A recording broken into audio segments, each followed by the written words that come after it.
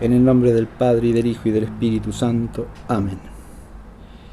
Ven, Espíritu Santo, llena los corazones de tus fieles y enciende en ellos el fuego de tu amor. Envía, Señor, tu Espíritu y todas las cosas serán creadas. Y renovarás la faz de la tierra. Oh Dios, que has instruido los corazones de tus fieles con la luz del Espíritu Santo, danos gustar lo recto según el mismo Espíritu y gozar siempre de sus consuelos. Por Jesucristo nuestro Señor. Amén. Santa María, Madre de Dios, sede de la sabiduría, Ruega por nosotros.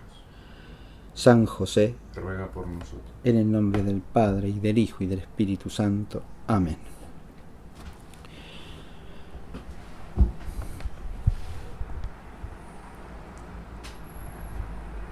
Continuando con el desarrollo de la línea histórica que estamos recorriendo como línea que hay que tener en cuenta para considerar los antecedentes del Concilio Vaticano II. Esta línea histórica que estamos recorriendo es la de la relación de la sede apostólica con el hecho de la revolución y la ideología que la acompaña. Continuando esta línea histórica, digo, en la que ya hemos presentado como tema inicial el contraste entre las actitudes de los papas Pío VI y Pío VII, problemática de una dualidad de modos de enfrentar a la revolución que se proyecta en los papados posteriores, y este es el tema que hemos abordado en la última clase. Ahora nos toca, siguiendo esta misma línea, considerar a los papados centrales del siglo XIX, que encierran una problemática específica. La clase de hoy, que es introductoria de esta temática y de esta problemática, va a versar en general sobre el conjunto de estos pontificados. Los llamo los pontificados centrales del siglo XIX porque abarcan el grueso del siglo, desde el año 1823 hasta el año 1878. Me refiero a los pontificados de León XII, sucesor inmediato de Pío VII, cuyo pontificado se extiende desde el 1823 al 1829. De el Papa Pío VIII, cuyo pontificado abarca desde 1829 hasta 1830, en realidad desde marzo del 29 hasta diciembre del 30. Poco menos de 2 años de pontificado, es un breve pontificado el de Pío VIII. Y luego tenemos los dos pontificados más extensos y de mayor peso histórico, podríamos decir, de esta parte central del siglo XIX, que son los de Gregorio XVI, que va de 1831 a 1846, ¿sí? El pontificado anterior, dijimos, termina en diciembre del 30, y el pontificado de Gregorio XVI se inicia en febrero del 31. Estas fechas es importante tenerlas en cuenta por los procesos históricos generales que son contemporáneos a estos pontificados. Desde febrero del 31 hasta junio del 46 se extiende el pontificado de Gregorio XVI.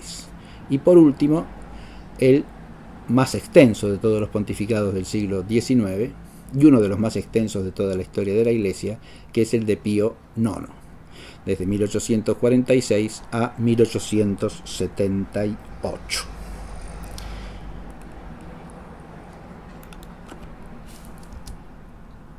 Estos pontificados los vamos a considerar en relación con una triple problemática.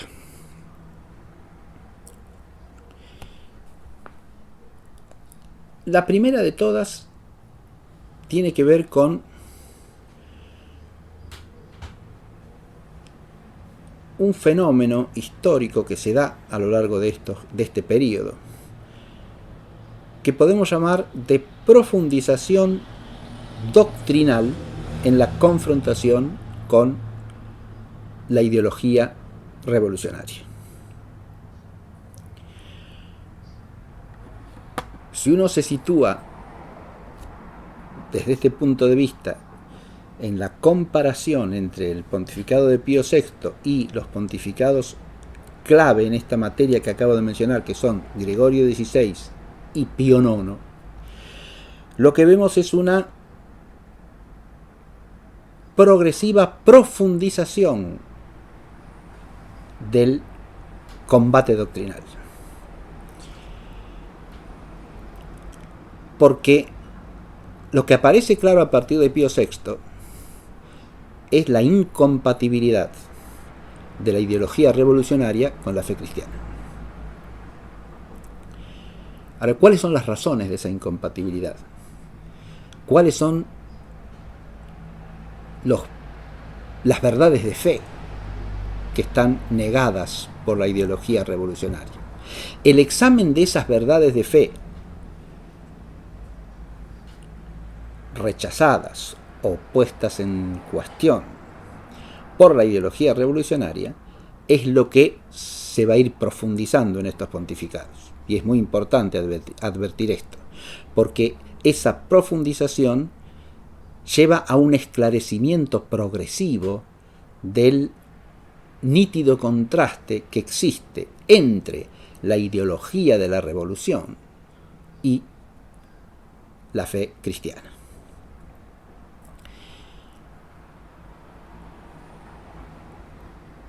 Si consideramos a esos dos pontificados fundamentales en esta materia, que son el de Gregorio XVI y el de Pío IX, baste recordar que a Gregorio XVI le toca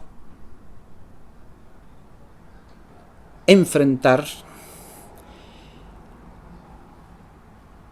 la elaboración doctrinal de los principios revolucionarios hecha por el sacerdote francés Lamennais. Hugues Félicité de Lamennais va a elaborar una doctrina que recibe en general el calificativo de liberalismo católico, pero que no es otra cosa que una formulación de los principios de la ideología revolucionaria bajo la pretensión de que esos principios son el verdadero cristianismo. La confrontación con los errores de Lamennais que se da en el pontificado de Gregorio XVI llevará a una primera profundización del horizonte de incompatibilidad entre el pensamiento revolucionario y la fe católica.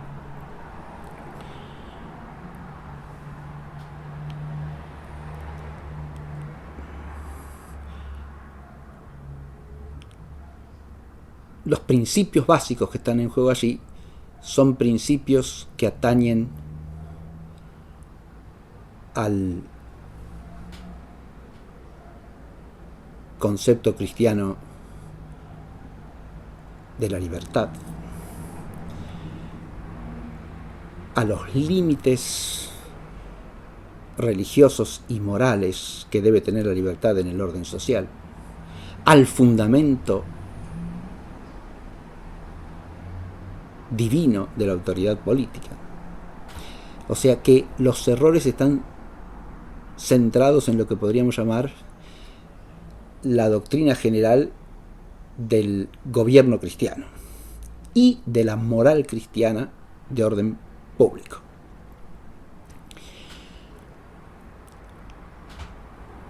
Pero si pasamos al pontificado de Pío IX, ya vemos aparecer desde los albores del pontificado, aunque el fenómeno se va a ir ahondando con el correr de los años, un enfoque más profundo del conflicto doctrinal. Porque Pío IX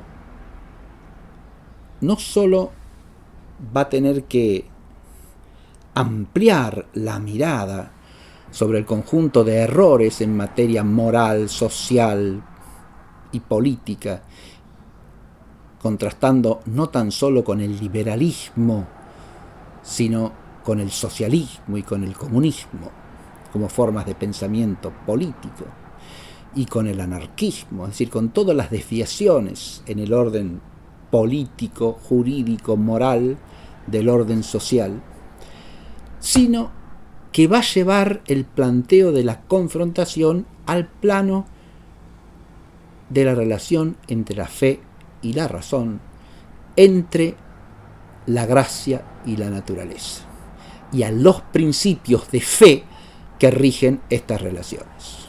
Es decir, lo que va a hacer Pío IX es manifestar las raíces naturalistas y racionalistas del pensamiento revolucionario y mostrar la incompatibilidad de este con la fe católica desde sus raíces mismas.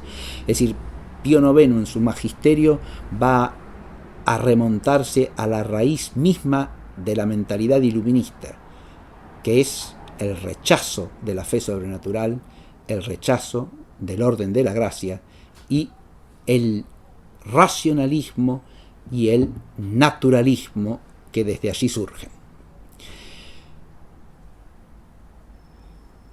Advirtamos que de ese naturalismo y racionalismo se sigue también las doctrinas del indiferentismo religioso, del secularismo en el orden moral y político. No hay más fin que el fin inmanente, que el fin temporal en la vida social humana. Es decir, la mentalidad revolucionaria en el orden político, jurídico y moral se sigue de un núcleo, de una raíz primera que afecta al nivel más hondo de la dogmática cristiana. Y por eso hablo aquí de un proceso de profundización de la confrontación con la ideología revolucionaria.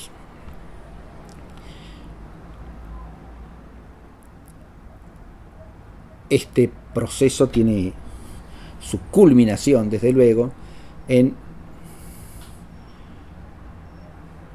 los grandes monumentos doctrinales del pontificado de Pío IX, que son la encíclica Quanta Cura, el Syllabus, o sea, el silabario de los errores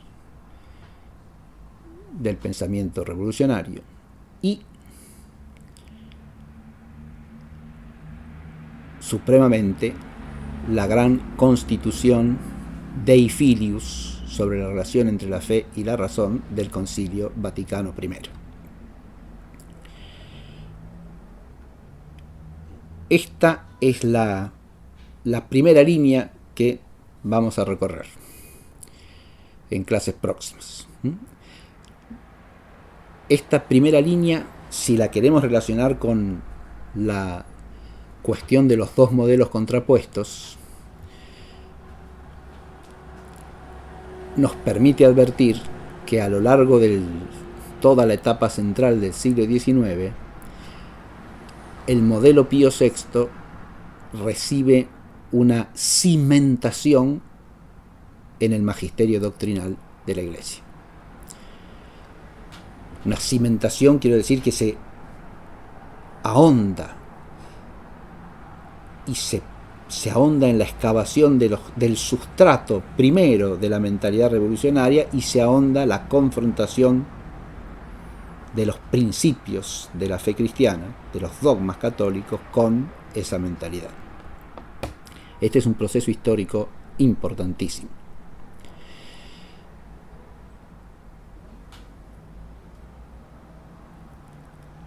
Primero, es importantísimo porque al tratarse de verdades de fe, pone un cimiento perenne, permanente, para toda relación del cristiano con la ideología revolucionaria. No se trata de algo propio del siglo XIX. Lo propio del siglo XIX es el fenómeno histórico que acabo de mencionar y describir brevemente. Pero las verdades de fe que quedan allí enunciadas con claridad ya no son algo propio del siglo XIX. Siendo verdades de fe, son propias del cristianismo de siempre, porque son verdades reveladas, que forman parte del objeto propio de la fe cristiana. Y por lo tanto, lo que aquí se ilumina, se esclarece, es el fundamento perenne de la necesidad de oponerse cristianamente a la ideología de la revolución, que tiene tanta validez hoy día como en el siglo XIX, como en cualquier siglo anterior de la vida e historia de la Iglesia. Porque ciertamente, si uno conoce la historia de la Iglesia, muchos errores tienen antecedente en la historia. La oposición a la autoridad civil y al orden de la autoridad civil como fundado en Dios mismo aparece en otras épocas de la historia del cristianismo. Baste pensar, por ejemplo, en los albigenses del siglo XIII. Esos errores tuvieron presencia y difusión en el propio siglo de Santo Tomás y San Buenaventura, ¿sí? No son una novedad en la historia de la Iglesia. Entre los mismos albigenses aparece el rechazo de la sacralidad del matrimonio y de la familia, que hoy día está tan difundido también, y que ya en la ideología revolucionaria del siglo XVIII y XIX empieza a aparecer con el divorcismo, ¿no? Que queda estampado, dicho sea de paso, en las leyes de la Revolución Francesa y en el Código Civil de Napoleón Bonaparte. Pero esos errores no son nuevos tampoco en la historia de la Iglesia, ¿no? Existen también en el catarismo, como bien existido en sectas gnósticas del siglo II. Mucho antes todavía, 1000 años antes, ¿sí?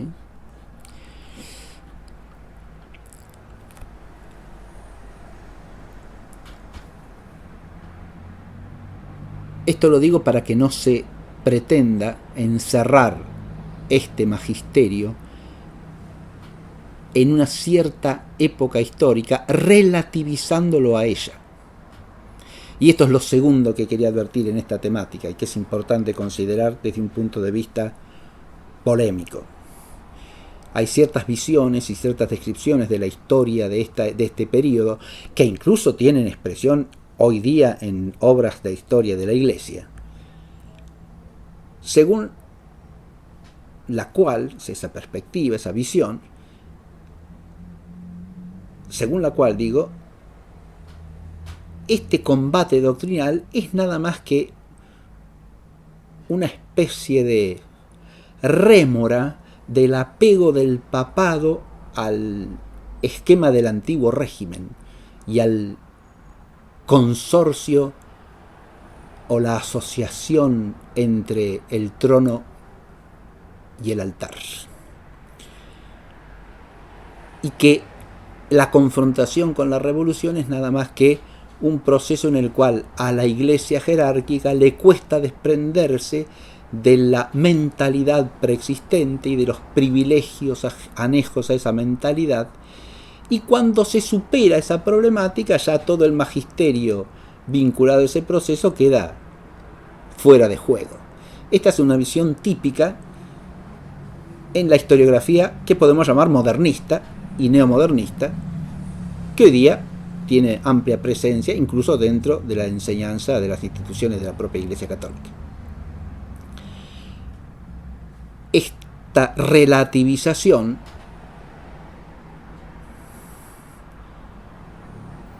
solo es aceptable para elementos contingentes de la realidad histórica, pero no para los principios dogmáticos y para las verdades de fe que entran en juego en la confrontación con la ideología revolucionaria. Y pretender reducir el conflicto que se manifiesta en los documentos magisteriales del siglo XIX con la ideología revolucionaria y modernista, pretender reducir, ese conflicto a una cuestión de combate entre ideologías, una anclada en el pasado y la otra precursora del futuro, es no otra cosa que una maniobra ideológica que no corresponde a los datos históricos objetivos, pero que tampoco es compatible con la asunción auténtica de la fe católica tal como consta en la Sagrada Escritura, en la tradición, y es explicitada por el magisterio cuando enseña verdades de fe.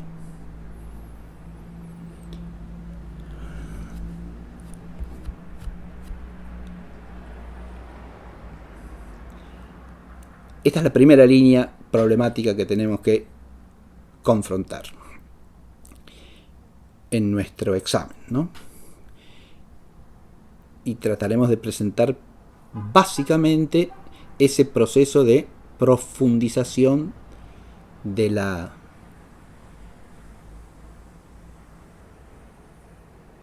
exposición de las verdades de fe que hacen incompatible con el cristianismo la ideología revolucionaria. Un segundo aspecto que me parece interesante abordar en estos tiempos centrales del siglo XIX tiene que ver con otro asunto que es lo que podríamos llamar la transformación de la revolución.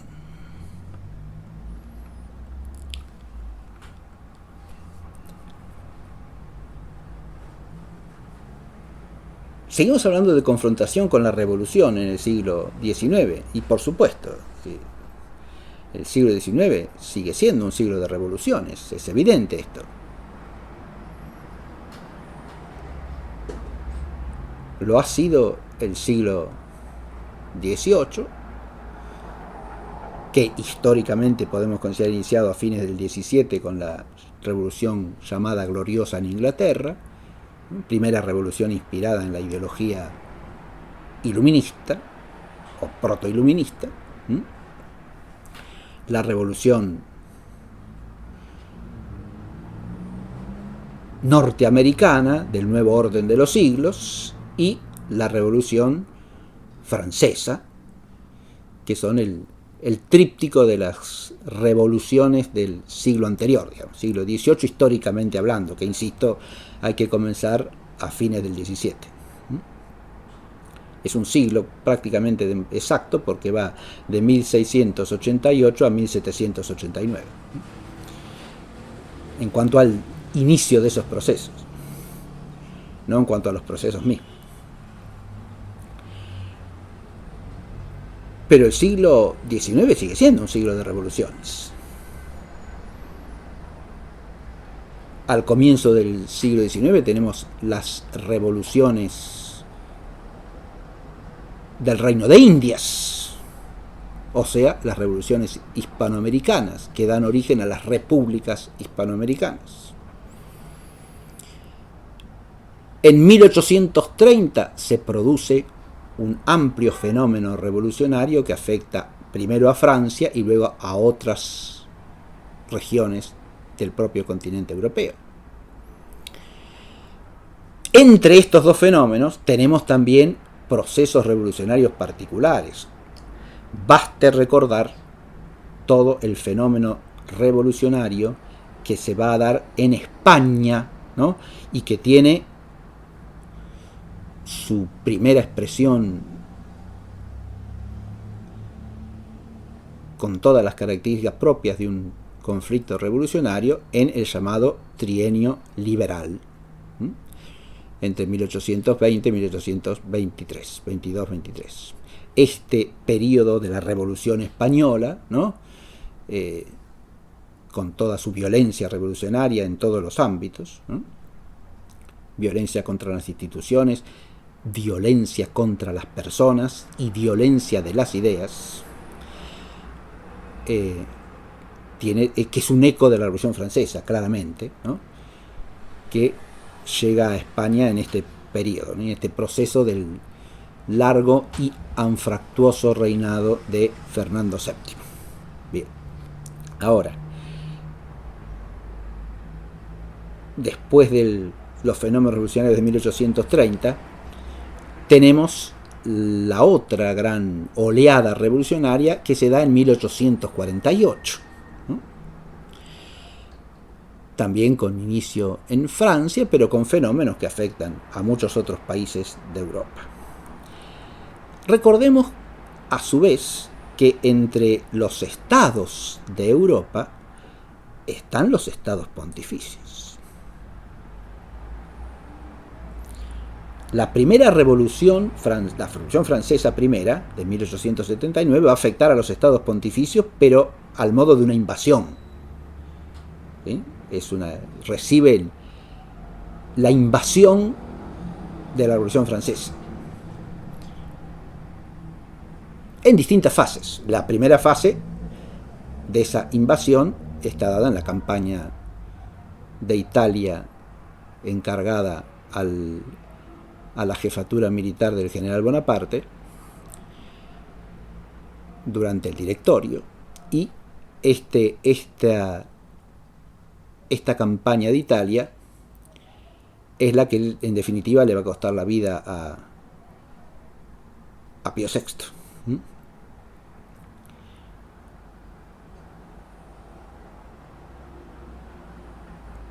Pero para las revoluciones de 1830 y 1848 se va a dar un fenómeno nuevo que no han tenido que afrontar los pontífices anteriores. Es el fenómeno de una revolución organizada dentro de los propios estados pontificios por sectores de la población imbuidos de las ideas revolucionarias y organizados en sectas revolucionarias, bajo influjo masónico, evidentemente. Y por lo tanto, tanto en el final del pontificado de Pío VIII y comienzos de Gregorio XVI, ahí pasamos del 1830 a 1831, como en los inicios del pontificado de Pío IX, que empieza en 1846, nos vamos a encontrar con la repercusión de esas olas revolucionarias del 30 y del 48 en los estados pontificios. Y tenemos que ver precisamente cuál es la actitud de los papas frente a este fenómeno histórico.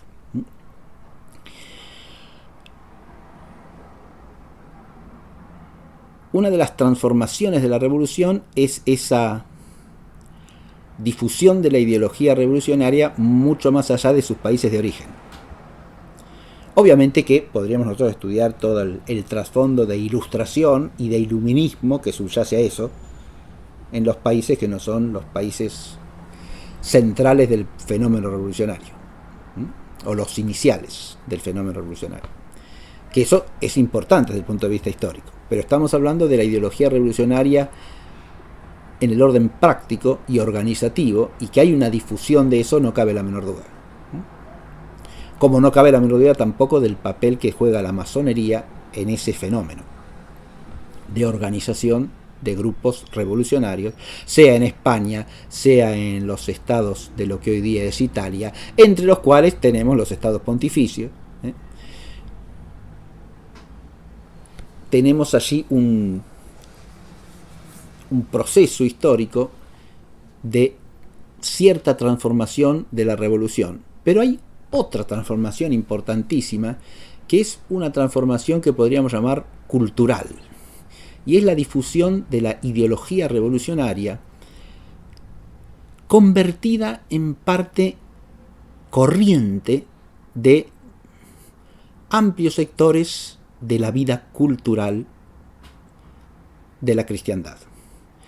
Sectores que son en su forma culturales, pero por su contenido se transforman en anticulturales, revolucionarios. Este es un fenómeno que apunta muy bien Cretineau-Joly en su obra clásica de la Iglesia ante la Revolución, ¿no? Al fin del tomo primero y al comienzo del tomo segundo, Cretineau-Joly habla precisamente de cómo a partir de comienzos del siglo XIX la confrontación con la revolución se complica por el hecho de que la revolución empieza a quedar instalada en amplios sectores de la vida cultural, entre los cuales hay que tener en cuenta la literatura, con un papel importantísimo, porque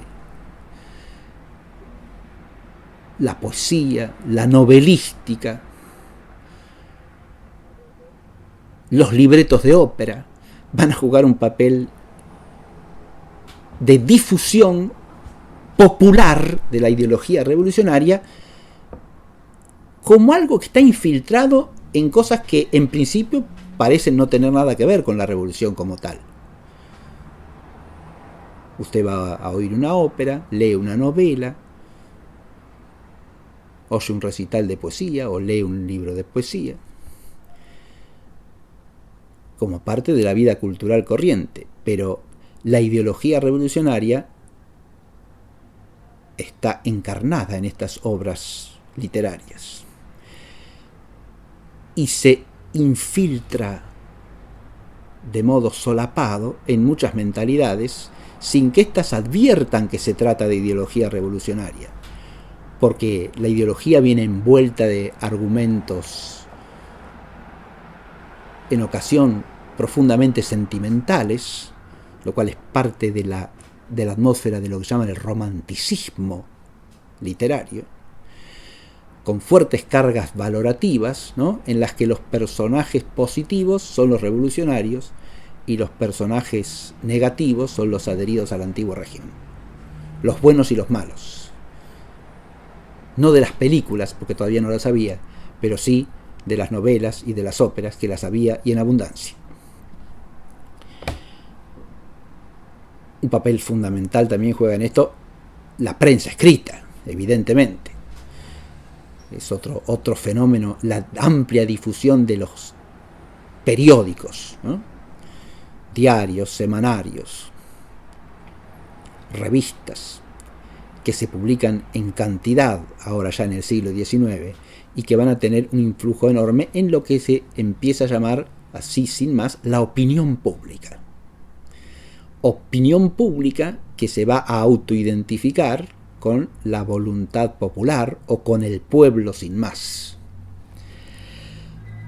Esto es otro fenómeno típico de lo que podríamos llamar la transformación de la revolución. No estamos diciendo que estos factores no hubieran operado en la revolución antes, pero estamos diciendo que ahora adquieren una amplitud, una expansión y una sistematicidad que no han tenido en el periodo precedente.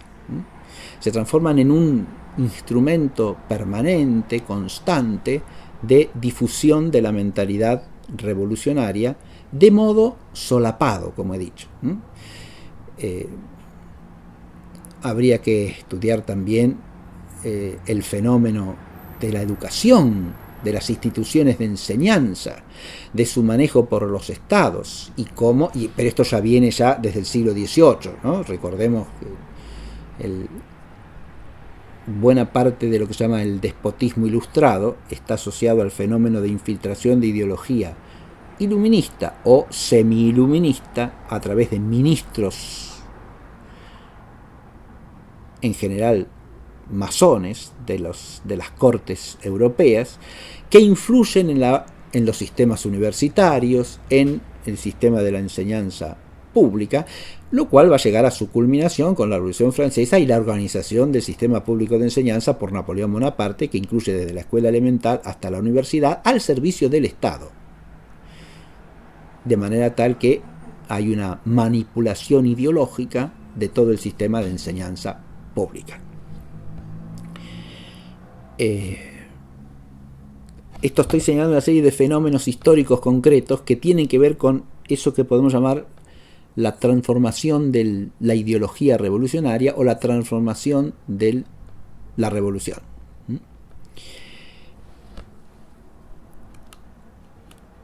La revolución también va a desarrollar una serie de estrategias sistemáticas que ya tienen su raíz en los modelos anteriores.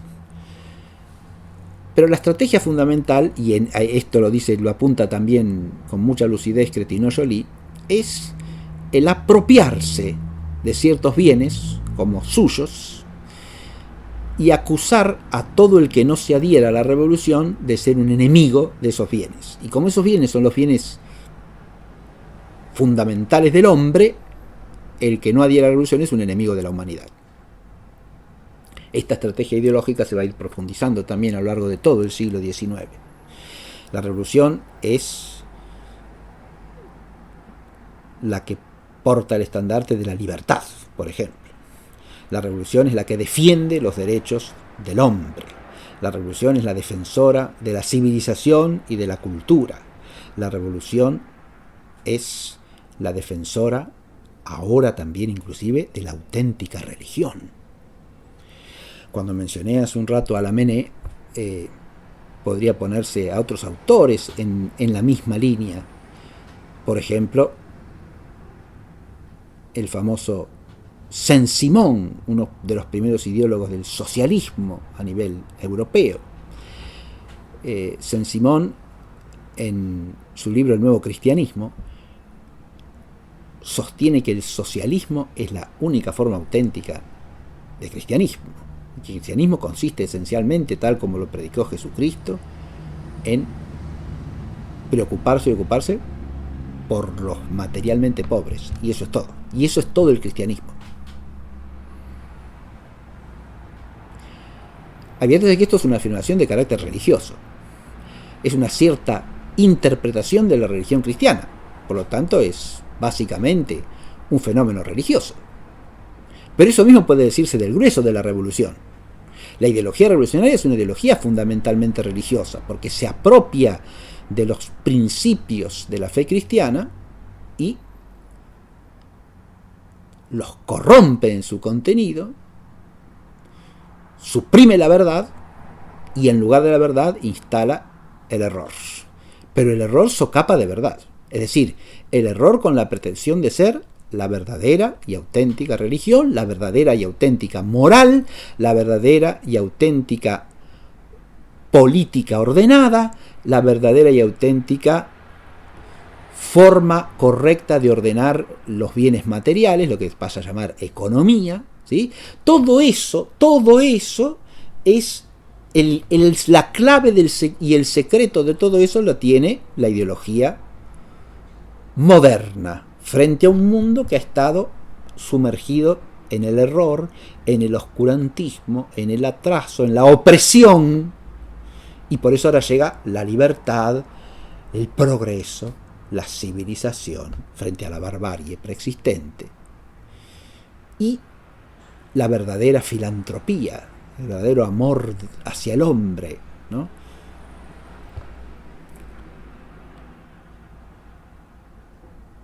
Este proceso de apropiación de bienes, en este contexto histórico que nosotros tenemos que presentar, también afecta al principio de la nación. Y esto tiene que ver mucho con lo que se llama el movimiento ideológico romántico, en el caso de Italia con el llamado Risorgimento, ¿no? Que va a afectar directamente al tema de los estados pontificios. Porque precisamente a partir del pontificado de Pío IX va a quedar instaurada la problemática de cómo los estados pontificios se insertan en el proceso de la unidad de Italia, de la unificación italiana, es decir, de la restauración de la independencia de la nación italiana, que es un bien, es algo presentado como un bien supremo, desde ideología revolucionaria, por supuesto, ¿no? Ante el cual tiene que prosternarse inclusive la religión católica, ¿no? Y el oficio del Papa también. Este nacionalismo revolucionario, que ya ha tenido su lugar también en la Revolución Francesa, en la Revolución Norteamericana, en las revoluciones hispanoamericanas, ese nacionalismo revolucionario, que es un patriotismo revolucionario al mismo tiempo, según la categoría de Jean de Viguerie, esta ideología también exalta la revolución.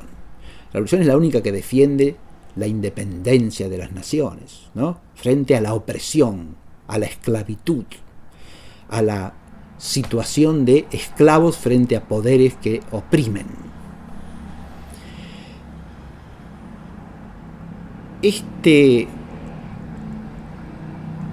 segundo punto, entonces, tiene que ver ya más directamente con el contexto histórico, cultural, político y social de la expansión popular, llamémosla, de la ideología revolucionaria y su expansión también en las clases dirigentes. De manera tal que la revolución se instila, se infiltra en la totalidad de la vida de la cristiandad y también dentro de la propia Iglesia. Este fenómeno de infiltración ideológico-cultural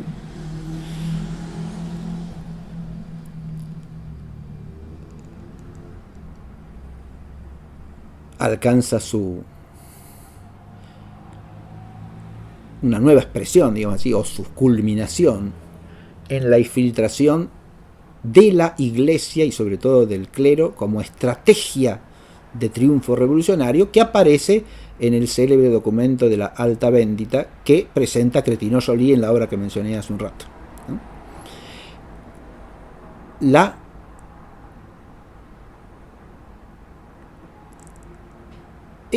La ideología de la revolución debe penetrar, según esta estrategia, en el clero.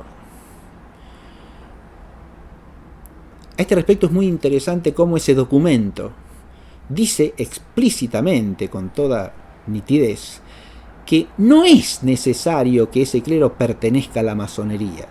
A veces se hacen discusiones sobre si fulanito era masón o no era masón. Eso puede ser interesante en algún caso particular, pero es meramente anecdótico. Y que es anecdótico lo muestra el propio documento masónico al que acabo de hacer referencia. Es anecdótico porque lo que importa, dice el documento, no es que sean miembros de la masonería, lo que los haría inhábiles para ocupar oficios en la Iglesia,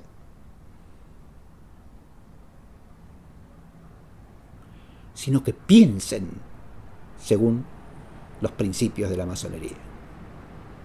Esta es la estrategia de infiltración. Es conquistar el pensamiento, no afiliar a una secta o a una logia. Así se plantea con toda nitidez en el documento este, que fue entregado por el Papa Pío IX a Crétinaux-Joly, con el pedido de que lo hiciera público. Estamos a mediados del siglo XIX con esto.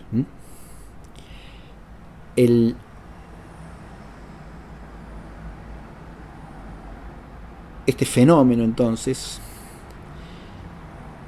de expansión de la ideología a través de múltiples medios culturales e institucionales, como las instituciones educativas, la asociación, según la ideología revolucionaria románticamente transformada, pero igualmente persistente en sus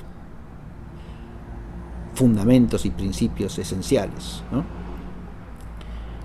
Sin que cambien estos, pero adquiriendo esa modalidad romántica, sentimentalista, heroica, que presenta al revolucionario como un héroe popular, como un héroe liberador, como un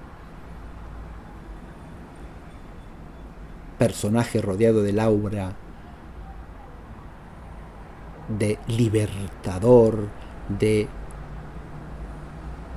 hombre generoso, de hombre de principios e incluso de mártir. Esto es una estrategia también, planeada altamente, y que en lugar de procurar crear mártires de la Iglesia, como ha hecho la Revolución Francesa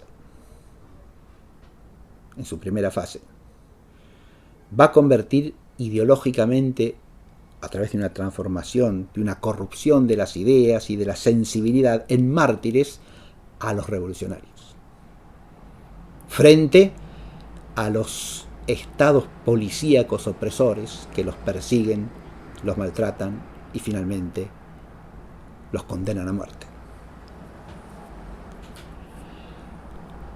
Este es un fenómeno nuevo, este es un fenómeno que aparece ahora con mucho vigor en la primera mitad del siglo XIX y se va a proyectar a lo largo de todo el siglo XIX en su segunda mitad y del siglo XX también, y tenemos consecuencias de esto hasta el día de hoy, claramente, ¿no?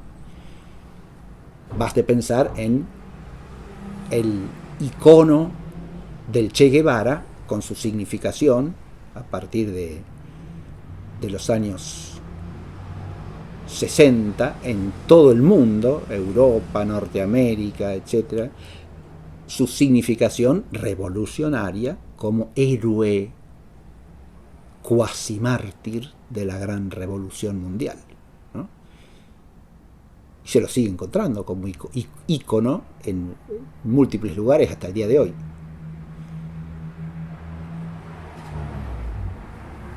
Desde cuadros que pueden estar en un restaurante o en un bar, hasta camisetas y hasta carpetas de estudio y cualquier otra cosa, para no hablar de carteles de propaganda política o estandartes que se llevan en las manifestaciones, etcétera, etcétera. Pero eso es un fenómeno que tiene su origen aquí. No es una novedad eso. No es algo que nace en mayo del 68 en el siglo XX. Es algo que viene desde el siglo XIX, desde la literatura romántica revolucionaria del siglo XIX, que se da en el contexto de estos pontificados que tenemos que estudiar. Esta estrategia de la revolución también requiere de una confrontación peculiar, ¿no? Tenemos que ver cómo ante esa revolución que se promueve desde múltiples ámbitos, pero que se hace además presente en el contexto de la cultura y con una especial perversidad, ¿no? Que es un calificativo que atribuye Gregorio XVI al famoso librito de Lamennais, que vamos a examinar en clase próxima. Que es un arquetipo de libro que con apariencia de piedad promueve la revolución anticristiana.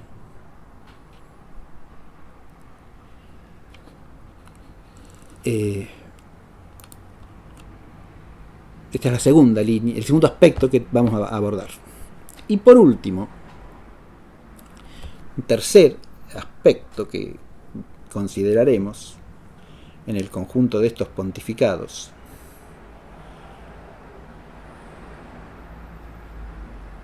tiene que ver con otra cosa, es lo que podríamos llamar la actitud papal en relación con el papado.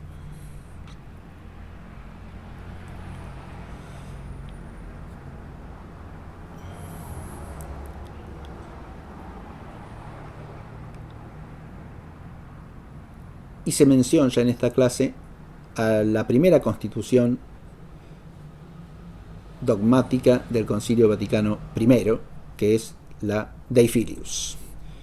Pero hay otra constitución dogmática, la Pastor Aeternus, que es la que enseña de modo explícito y define con términos precisos el misterio de la infalibilidad pontificia, la infalibilidad magisterial de los sucesores de Pedro.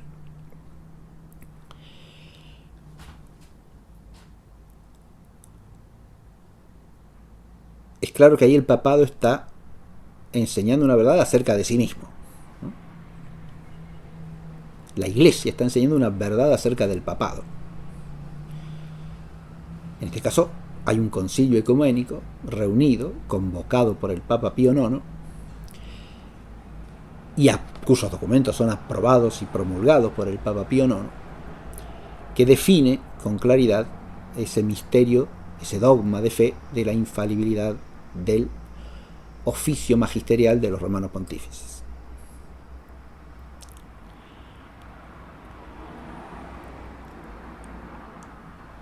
Pero uno podría preguntarse, ¿a qué viene la necesidad de esto?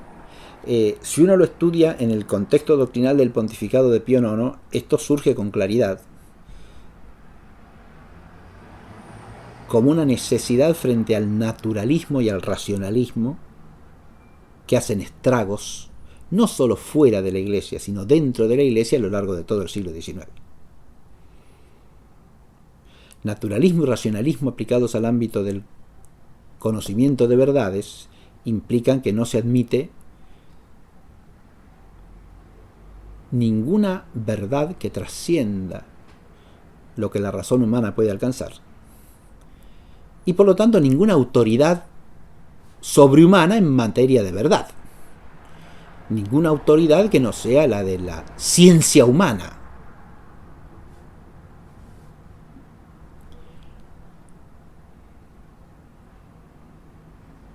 Por eso hice alusión en primer lugar, en el primer aspecto que vamos a considerar, a la profundización de la doctrina católica que hace incompatible la ideología revolucionaria con la fe. En esta línea se puede ubicar el tema del papado, claramente, porque hay una autoridad apostólica para enseñar que no es humana.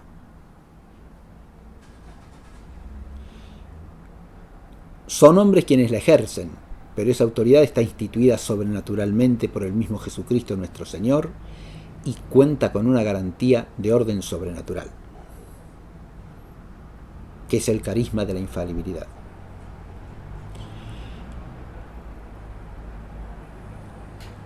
Y uno de los grandes méritos de la definición hecha por el Concilio Vaticano I es que al precisar en qué consiste este misterio de la infalibilidad,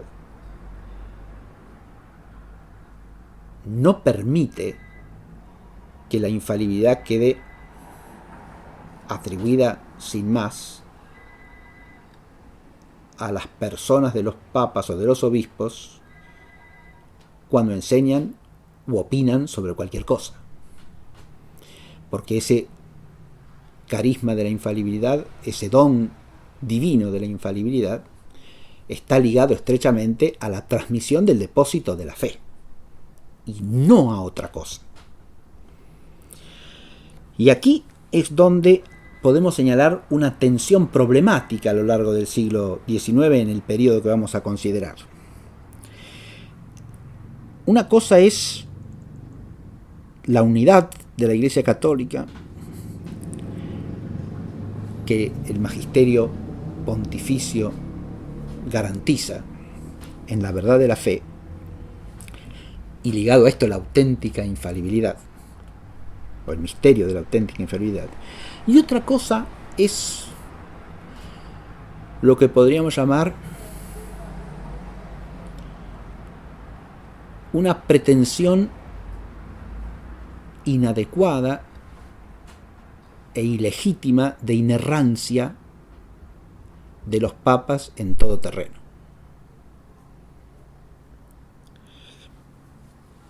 Voy a mencionar un hecho concreto para que se advierta a qué problema quiero referirme.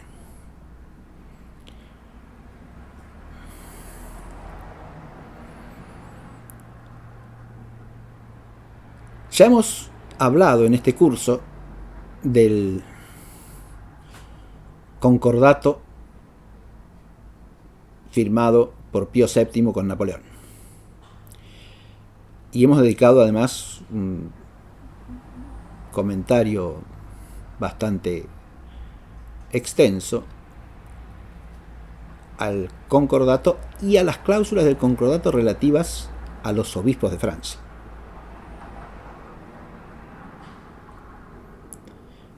Y hemos hecho una crítica de la actitud de Pío VII en esa materia. Porque la actitud de Pío VII es por lo menos gravemente injusta al poner en pie de igualdad a los obispos y arzobispos de Francia fieles a la verdad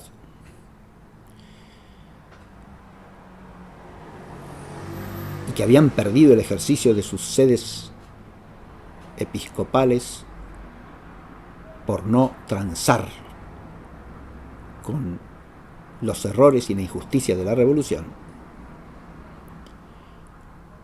con los obispos juramentados. Se los pone en pie de igualdad porque se admite que todos tienen que cesar en el ejercicio de sus funciones. Napoleón se encargará de hacer cesar a los que son empleados suyos, o sea, los juramentados, que son empleados del Estado, y el Papa se encargará ¿de qué? Y de pedirle la renuncia a todos los demás. Recordemos que algunos renuncian y otros no. Pero me retrotraigo a este fenómeno. ¿Por qué? Porque a los que no renuncian, ¿qué va a hacer Pío VII? Los va a deponer de sus sedes. Con un solo decreto depone a un número importante de obispos y arzobispos de sus sedes, sin causa canónica alguna. Hecho inaudito en la historia de la Iglesia. Hecho sin precedentes en la historia de la Iglesia. Podemos decir que es un hecho revolucionario. Y no erraríamos.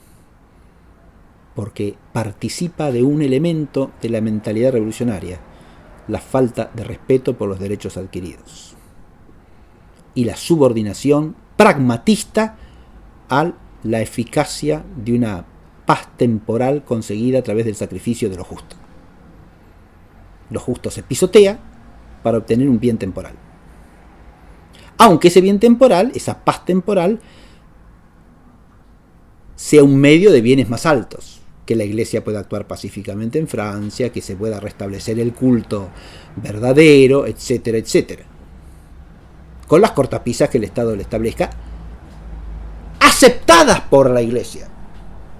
Que ahí está lo grave.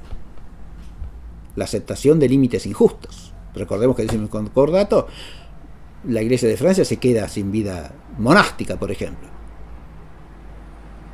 El concordato implica aceptar una serie de limitaciones inadmisibles desde el punto de vista de la fe,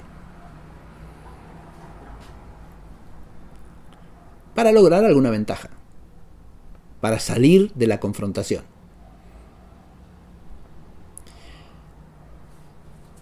Ese criterio pragmatista y el desprecio del orden de lo justo son característicos de la mentalidad revolucionaria, y por eso me atrevo a señalar que en esa actitud hay algo de revolucionario. E insisto en que ese decreto de deposición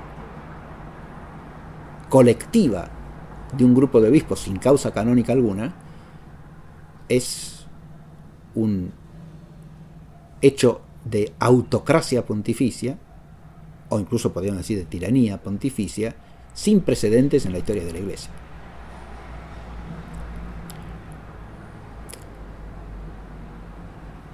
León XII, sucesor de Pío VII, se encuentra con un fenómeno que es consecuencia de esto. Es lo que se llama la Petite Église.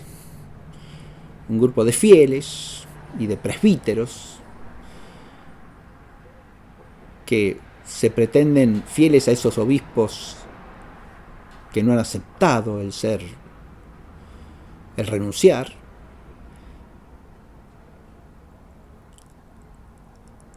y que han sostenido una actitud que después, con el correr de la historia, tendrá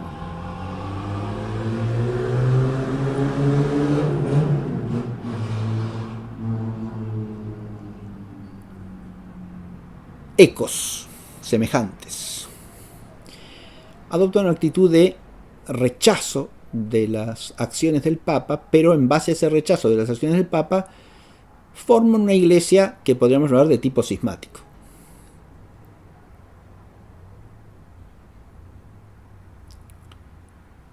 Por no reconocer la legitimidad del pontífice Pío VII.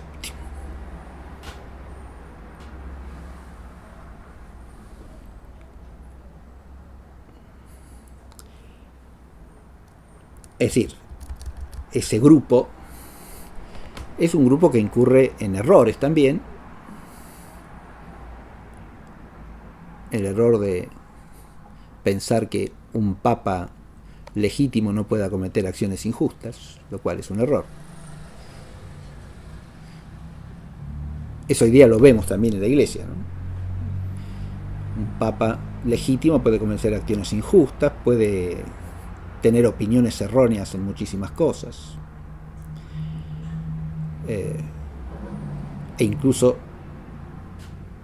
no mediando el ejercicio de la autoridad definitoria puede enseñar cosas menos rectas aún en materia de fe, e incluso errores. La idea de que el Papa está siempre asistido por el Espíritu Santo en todo momento y que siempre enseña la verdad en todo momento y en todo lugar es una idea teológicamente sin fundamento. Es un teologúmeno infundado.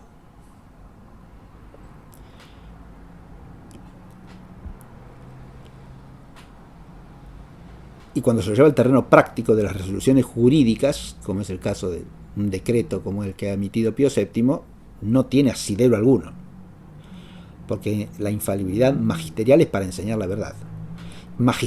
Infalibilidad práctica no existe en la Iglesia. Infalibilidad práctica, o sea, en el ejercicio de las acciones de gobierno que son de orden práctico y prudencial, eso no existe.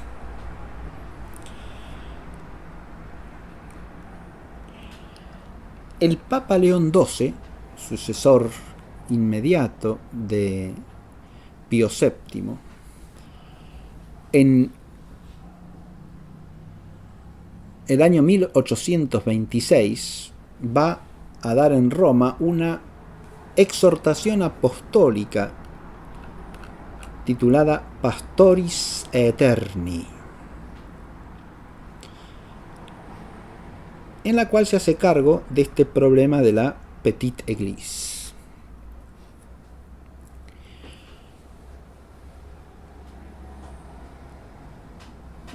No nos corresponde hacer el examen completo de este documento, pero sí señalar un aspecto que resulta sumamente ilustrativo de la problemática que queremos plantear. Si uno lee el conjunto del documento, lo que sale al encuentro es una crítica durísima de los miembros de la Petite Église, de esa parte del clero galicano, como lo llama el documento, del clero de la Iglesia de Francia, y de los fieles que, engañados por este clero, los siguen. Hay una crítica durísima, acerba, y una defensa cerrada del Papa Pío VII.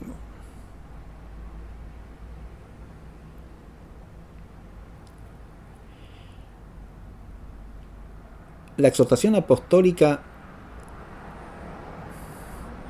es razonable en atribuir al grupo de la Petite Église el error de considerarse los únicos auténticos católicos y cierto espíritu cismático. En eso acierta y es razonable y sensata la encíclica, lo mismo que en llamar a retractación a estos grupos y a que se reúnan en el seno de la Iglesia Católica. Pero junto con esto, la encíclica tiene otro elemento que es, como dije, la defensa cerrada y a ultranza de Pío VII, como si en su actitud previa, la que dio origen a esta petite église, no hubiera nada de criticable o de reprobable. Como si todo lo que hizo Pío VII hubiera sido justo, razonable, conforme a derecho, porque la encíclica, la exhortación apostólica, con indignación reprocha a estos miembros de la petite église el pretender juzgar las acciones de Pío VII y considerarlas como algo lesivo para el derecho o como algo que pone en cuestión algún aspecto de la fe católica.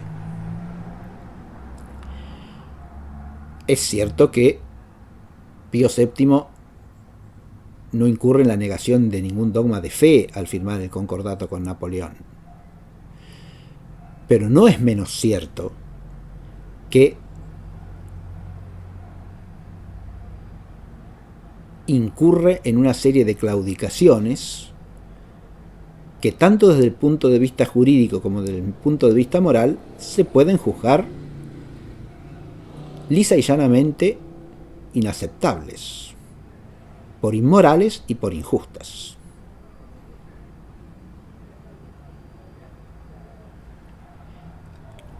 La encíclica, esta exhortación apostólica no es una encíclica, es una exhortación apostólica. Esta exhortación de ninguna manera explicita un pseudo principio como sería: cualquiera que considere que un papa ha cometido un acto injusto queda fuera de la comunión de la Iglesia Católica, o cualquiera que reproche a un papa en público el haber cometido una acción gravemente injusta no es católico.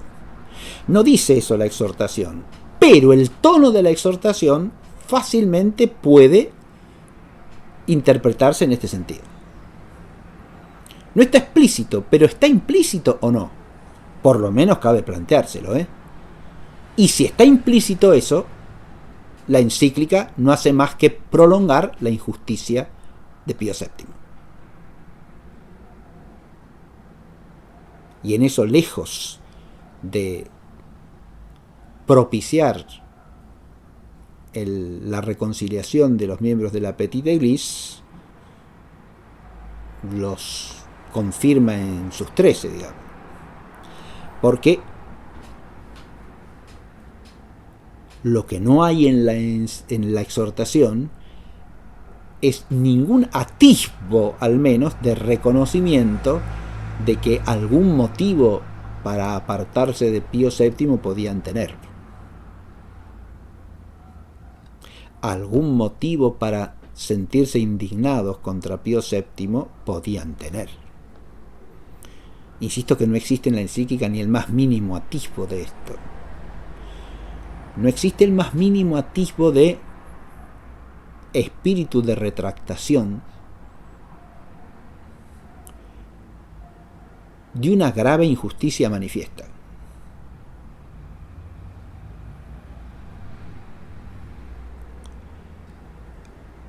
Como si los orígenes de la petite église estuviesen ligados exclusivamente a una actitud soberbia, petulante,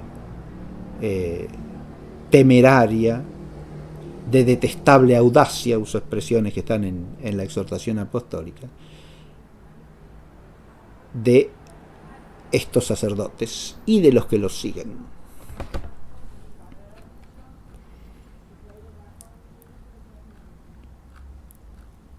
Ahora bien, uno podría decir, esta defensa cerrada del papado es comprensible en el horizonte del ataque al papado por toda la ideología revolucionaria.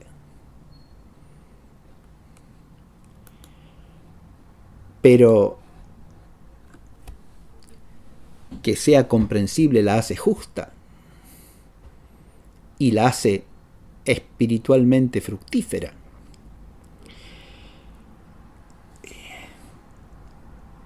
¿Por qué me detengo en esto? Porque acá empieza a asomar una actitud que se va a ir desarrollando progresivamente y que yo creo que es menester distinguir y hasta oponer con el dogma de la recta infalibilidad pontificia.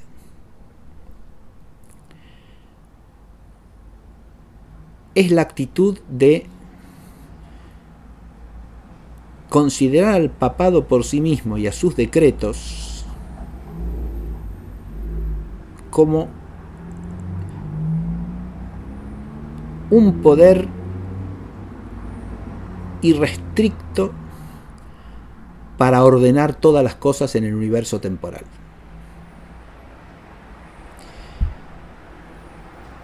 Porque ahí ya estamos saliendo de lo que es la misión propia del Papa como llamado a confirmar en la fe a sus hermanos, con una especie de transformación de la figura papal en el artífice de la paz y de la prosperidad universal de las naciones.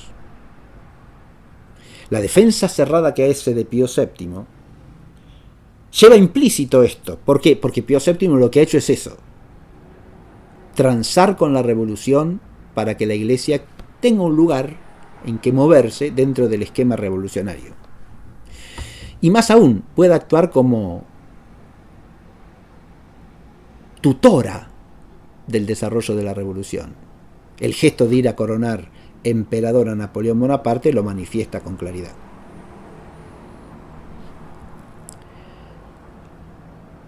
Esa figura de un papado árbitro y tutor del desarrollo de la historia empieza a apuntar allí. Este documento muy poco conocido de León XII que acabo de mencionar me parece sumamente significativo porque es un documento que no se puede calibrar sin distinción. No se puede hacer un juicio adecuado sobre el documento sin distinguir aspectos en el documento, aspectos legítimos, como he dicho, y sensatos, y aspectos que contienen el germen de una desviación gravísima en lo que sería la actitud papal en relación con el papado.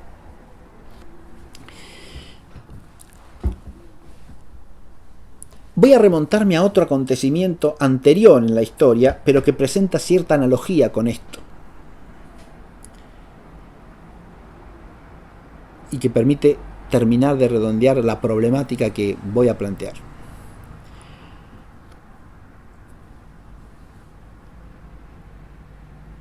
En la segunda mitad del siglo XVI nos ubicamos, y ya concluido el Concilio Tridentino, y en aplicación de los decretos del Concilio Tridentino, el Papa San Pío V va a promulgar en el año 1570 una edición típica del misal romano.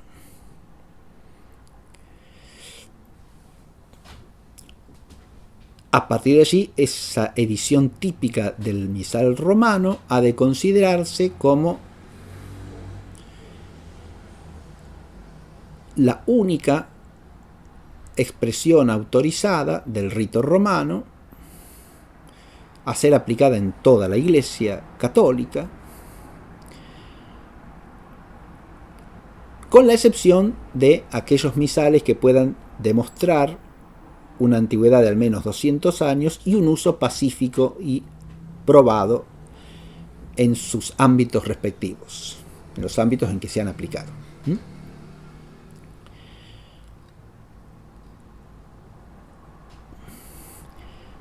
Curiosa y paradójicamente, se pretende a veces que con esa con ese decreto que consta en cualquier edición del misal romano a partir de allí, el decreto con que promulga el misal, con ese gesto, Pío V garantiza, se transforma en el garante de la tradición. Digo curiosa y paradójicamente porque el gesto que realiza es un gesto sin precedente en la tradición. A ver si se entiende esto que digo. No ha existido antes, en más de 1500 años de historia de la Iglesia, no ha existido ningún misal promulgado con autoridad pontificia y con alcance universal, y con la pretensión de ser exclusivo en su validez para el uso litúrgico. No ha existido nunca, ¿se entiende lo que digo? Jamás. Y no estoy refiriéndome solamente a que durante 1000 años en la historia de la Iglesia no existió el misal plenario como tal, cosa que es así, porque existían varios libros litúrgicos. La existencia del misal plenario va asociada al desarrollo de la misa rezada y no a la liturgia en su forma normal hasta que la misa rezada se transforma en algo normal y de ejercicio cotidiano. Pero no vamos a entrar en este tema de historia de la liturgia. Me refiero a que los misales que existieron a partir del siglo XII, XIII, misales plenarios en sentido estricto o no, eso habría que distinguir, pero no, tampoco es nuestro tema aquí. Basta estudiar cualquier libro de historia del misal para averiguar esto. No ha existido nunca un único misal para toda la Iglesia. Eso no existe en la historia precedente. Cada diócesis tenía su misal. Las asambleas de obispos provinciales o regionales podían ponerse de acuerdo para que el misal que se usase en tal provincia eclesiástica o en tal reino estuviesen homogéneamente acordados con ciertos aspectos generales, pero no más que eso. O sea que el acto de Pío V no es un acto arraigado en la tradición. ¿Y por qué es importante advertir eso? Uno dice, bueno, las circunstancias extraordinarias lo justifican, es decir, está tratando de salvar una celebración litúrgica auténtica frente a las nuevas pretendidas litúrgicas protestantes. Uno podría entender esto, ¿no? Ante un mal extraordinario, remedio extraordinario. Pero al mismo tiempo, crea un nuevo problema. ¿Cuál es el problema que crea?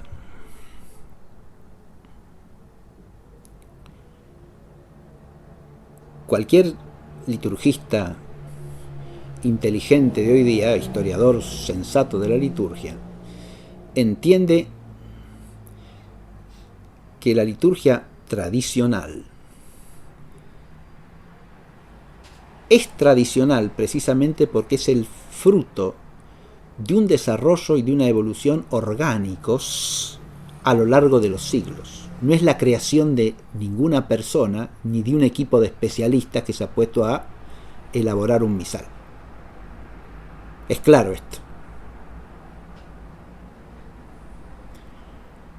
Un misal no puede ser la obra de un grupo de liturgistas que se sientan alrededor de una mesa y dicen vamos a armar una nueva misa, porque eso ya no es un rito tradicional. Y el rito es tradicional por esencia, porque el modo ordinario de celebrar surge de una tradición que es vital, y por vital es orgánica, es decir, se va dando progresivamente y con modificaciones progresivas a lo largo de los siglos, de manera tal que en torno a un núcleo originario de institución apostólica y que es de fe, porque viene del Señor y de sus apóstoles, se va desarrollando toda una serie de ritos, de modos de celebrar, que van constituyendo las distintas familias rituales en la Iglesia, entre las cuales está el rito romano. Pero ese rito durante 1500 años se ha desarrollado de esa manera, orgánicamente, y ha tenido modificaciones que son tradicionales en su modo de darse porque son orgánicas. Se dan espontáneamente y por el desarrollo de ciertos rasgos que históricamente se van configurando. La autoridad papal puede intervenir ocasionalmente para confirmar cierta modificación o para introducir alguna modificación específica, pero dentro de un desarrollo que es tradicional. Ahora, si uno estudia la historia del rito romano a partir del misal de San Pío V, uno puede encontrarse con un fenómeno nuevo, y es que toda modificación del rito va a ser, en la medida en que se dé,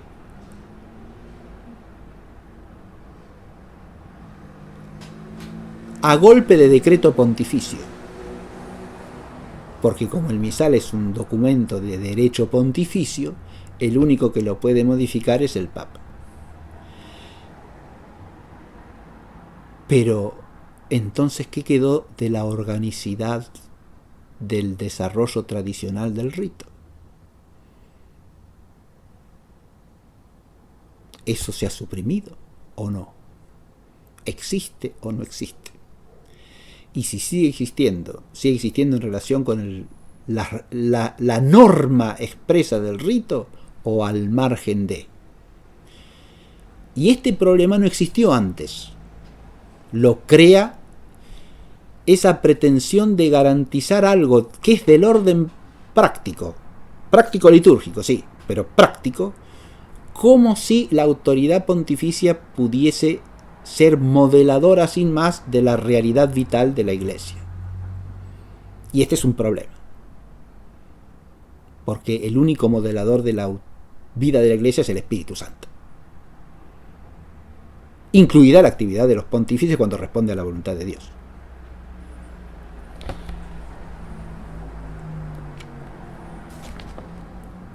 Entre este hecho y lo que va a empezar a pasar a partir de este siglo XIX, hay una cierta analogía, porque va a surgir una figura del Papa que no es tradicional.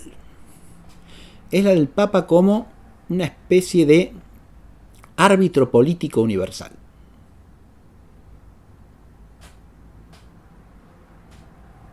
Como si las acciones político-diplomáticas de los papas, los concordatos, por ejemplo, fuesen parte de la fe de la Iglesia. Cosa que no es admisible en modo alguno. Como si la referencia al Papa bastase para garantizar la rectitud de cualquier acción, aunque sea manifiestamente problemática o manifiestamente injusta, simplemente porque la establece el Papa o la manda el Papa. Entre esta defensa cerrada que hace León XII de la actitud de Pío VII y el ralliemán de León XIII, yo veo una clara relación. O sea, aquí hay un fenómeno que prepara otras cosas que vienen después, que son hechos asociados a una deformación, digamos así, del papado, introducida por algunas actitudes de algunos papas, y también por ideólogos de esto, dicho sea de paso, ¿no?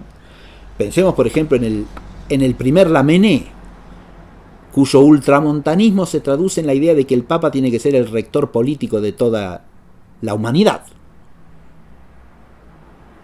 para garantizar la paz y la justicia del universo.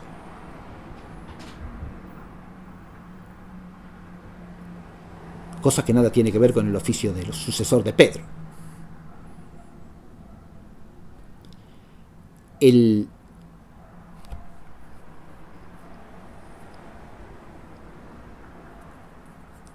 ¿Existe algún parentesco entre esta problemática y la figura de los papas del Concilio II del Vaticano y posteriores, convertidos en figuras garantes de la paz mundial,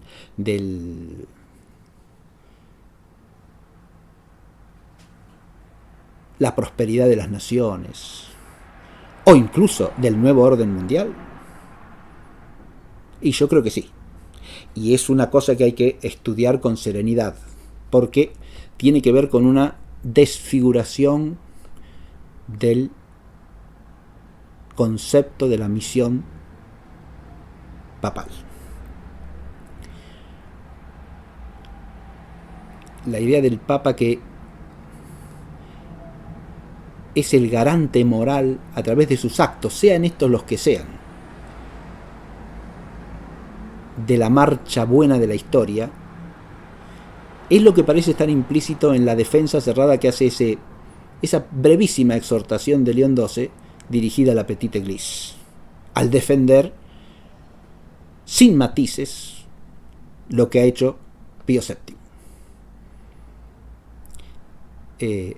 Y ahí tenemos claramente el origen de un problema, que no es ya el problema que plantea la actitud de Pío VII, sino el problema de una manera de enfocar la figura del Papa que sí empieza a aparecer en el documento de León XII y que estaba implícita en las acciones de Pío VII.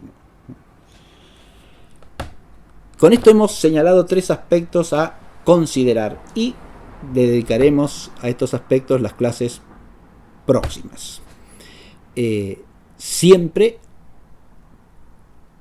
permaneciendo nuestro objeto formal, no el estudio de estos papados, sino ese que recordé al comienzo de esta clase, de ver cómo en esta cuestión de la relación del papado con la revolución hay una línea antecedente al Concilio Vaticano II y a su problemática. La problemática que se plantea a nivel del Concilio II del Vaticano y de las décadas que siguen hasta hoy, creo que puede ser iluminada recorriendo ciertas líneas históricas, de las cuales esta que estamos desarrollando es una. Adviértase que, para terminar, en este último aspecto que he señalado, el primero es el aspecto de la profundización del magisterio doctrinal que muestra la incompatibilidad de la fe católica con la revolución. El segundo es el aspecto de los conflictos concretos. El segundo es el aspecto de los conflictos concretos que se dan a lo largo del siglo XIX como siglo de las revoluciones, en la relación entre el papado, los distintos estados, los distintos fenómenos revolucionarios y la revolución incluida dentro de los propios estados pontificios, ¿no?, como fenómeno histórico suyo, y lo que podríamos llamar la gran propaganda de la ideología revolucionaria infiltrada en la cultura, en la enseñanza y en ideales de heroísmo revolucionario que se afincan, que se asientan en el conjunto de la sociedad, ligándose a bienes que son presentados como inseparables de la revolución, tales como, decíamos, la libertad, la dignidad del hombre, los derechos del hombre, el respeto de los derechos del pueblo,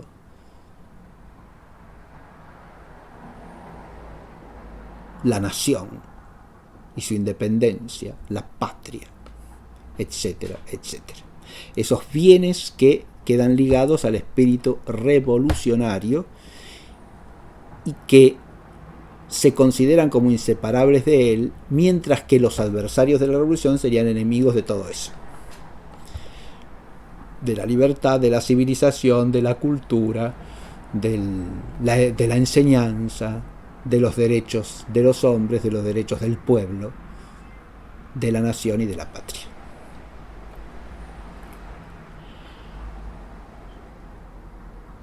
Ahí tenemos otro nudo problemático importantísimo.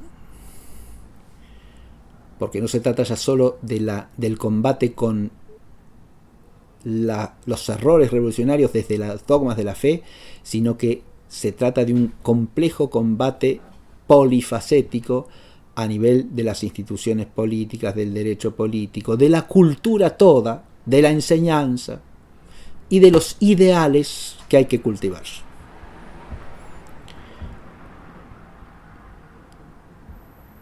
Y el tercer aspecto es cómo, por un lado, y por eso he terminado el segundo aspecto haciendo alusión a la infiltración de la ideología y de los ideales revolucionarios en la propia Iglesia, cómo se confrontan algo que es propio de lo primero, la profundización del magisterio en los dogmas que son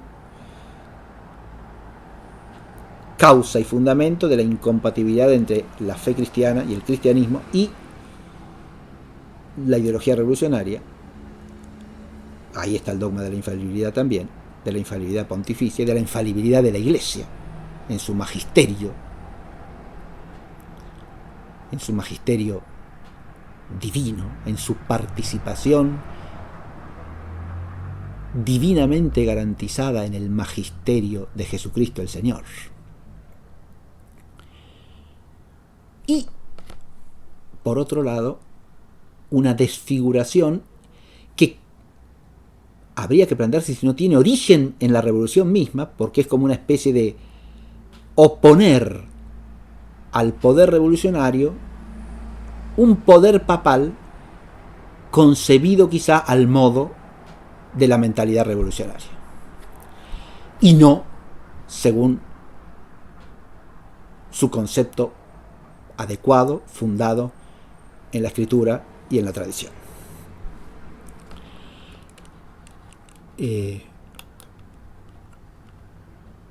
Con esto queda planteada la problemática que abordaremos en las clases próximas. Muchas gracias por la atención prestada y será hasta la próxima clase en el nombre del Padre y del Hijo y del Espíritu Santo. Amén.